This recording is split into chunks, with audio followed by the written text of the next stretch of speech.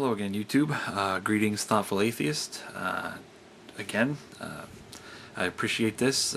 This means a lot to me. As a matter of fact, I wish I could meet you in person. I'd like to take you out for a beer. I think we could have a great discussion and a couple of good drinks. I think you're a good guy. Again, all I can say is that I really do appreciate this, and I thank you. And I'd like to add, it's also something that is devastatingly missing from our society, and especially the society here on YouTube. I'm not saying it doesn't happen, but you can look at my profile. I've only been on here a couple months, and I've watched a lot of videos, over 1,000, and I've yet to see a whole lot of people doing what we're doing. So, let's keep up the good work. Let me preface this real quick with the notion that I'm not a very good video editor, so if I cut something out of here that you might have felt important, please accept my apologies in advance. I'm just trying to, in the 10 minutes that I got, address you addressing me, and in return, hopefully, you can address me addressing you, addressing me addressing you. An example would be, say, let's take abortion, for instance. If you ask the mother that's about to go through this abortion, she's got a million reasons. To her, it's probably not needless. She can't support it. She's not ready for a baby. She was raped, whatever it is. But if you ask that child that knows nothing about what's going on outside, to that child, it's probably needless harm. Okay, but here's the difference. We can actually talk to the mother. We can understand her when she is telling us why she wants to abort this child. So whose needs are more important here? I think it's a very, very presumptuous thing to say that the child's needs supersede the mother's needs. And I do think that there is something to be said for the argument of quality of human life over quantity of human life. I think that it is far better to raise several children later on in life when you're capable of dealing with what that entails, than to raise one child early on in life and screw up both of your lives. Okay, let me start by saying that I can see where you're coming from. Definitely, I can see that part of your side of that argument.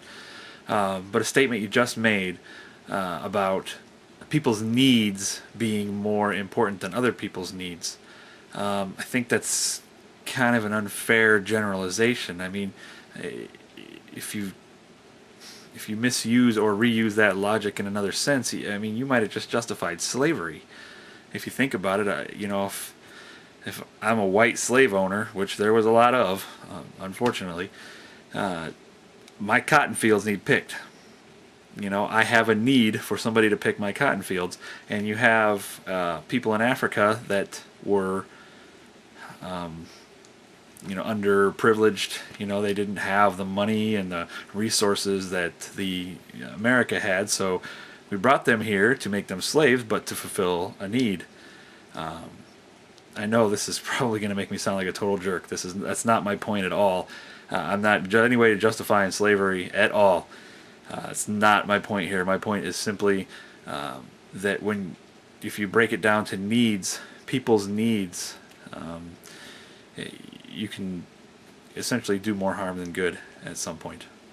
Ultimately, if a mother is not ready to have a baby and she is forced to go through with having the child, what is the likelihood that she is going to do a good job as a mother? Okay, I want to try to stay away from the abortion argument. If you want to, I would be more than happy to do another video series sometime.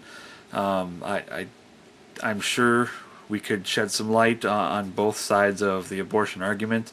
Obviously, you've put some thought into it, and I can tell you from many experiences with myself and my family that we're no strangers to this argument either. So it's definitely something that should be discussed in a civil manner, as we've been doing here, and I'd be happy to do another video series with you on that. I do want to address one thing you just said real quick without getting too much into abortion. You mentioned something about what are the odds that a mother that was forced to have a child, that she would do a good job. And I have to say, what are the odds that any mother's going to do a good job? I mean, really, necessity being the mother of invention sometimes. Sometimes the necessity just to be a mother turns you into a pretty good one. And let's not forget fathers in this. You know, maybe the mother doesn't want the child, maybe the father does. And I'm just strictly talking about, you know, just unwanted pregnancies, not necessarily rape and, you know, incest and stuff like that. Just, you know, two people had sex, got pregnant, didn't want to be pregnant. Maybe the father does want to be part of this kid's life. Maybe the father. Well, I'll let this go for now. If you'd be interested, please, we could do another series and you know, open each other's minds up a little more if you're up for it. Now, don't get me wrong here. I am not saying that all abortion is morally justified. I think that some abortion is morally justified and some of it is not. And that is the nature of subjective morality, is that you have to take each individual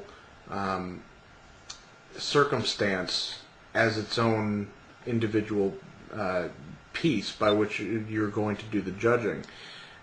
In a subjective morality, you cannot put a blanket morality over an entire issue. I just watched you say this again, and I'd seen it a couple times, and something you said there just finally sunk in with me, and it led me to a thought I thought I'd share real quick. What you were talking about a subjective morality and not blanketing everything, and I think you might be onto something. You know, it is hard to say that all abortion is wrong or that all murder is wrong or whatever we're discussing. So that is why we have a court system set up in place to determine if the murdering person was guilty or innocent of self-defense or murder or whatever. So I would also submit that possibly, why would we not send then a mother that wants to terminate a pregnancy, in my view terminate a life, but like I said, another video, another time, why not send her before a judge and let's get a third-party opinion on this, say if she has the right to do this, if she can be you know, if she's just promiscuous and this is the 17th time she's done it and it's just her form of birth control because the government will pay for it and she can't afford condoms, whatever. I'm getting way off track here. But, you know, when you have an offending party making the ultimate decision, that's way too subjective. I mean, I can follow you down some paths for subjective morality, but to me that's beyond. I think you need to have an impartial third party or third parties, disinterested parties, as we do in our court system right now for legal issues. But I thank you, because you brought me onto a good thought that I've never had before.